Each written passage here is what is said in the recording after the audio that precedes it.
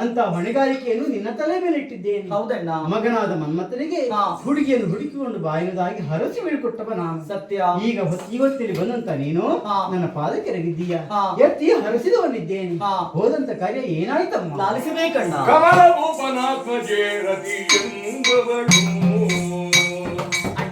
ವಿಮಲ ಕನ್ನಿಗೆಯು ಬಳಿಗಳು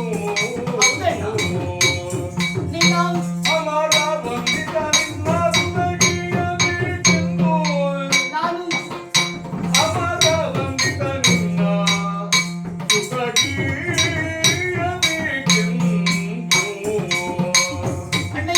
ಮಮ ದೇವಳಿ ಕೈಯಗೈರಿ ಅಣ್ಣಾರಿ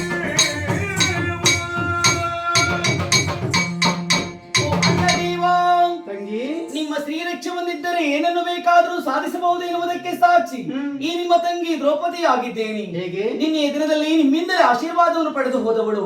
ಮಗನಾದಂತ ಮನ್ಮಥನಿಗೆ ಹೆಣ್ಣನ್ನು ಹುಡುಕುವುದಕ್ಕಾಗಿ ಅಣ್ಣ ಹೋದಂತ ಸಂದರ್ಭ ಕಣ್ತೆರೆದು ನೋಡುತ್ತೇನೆ.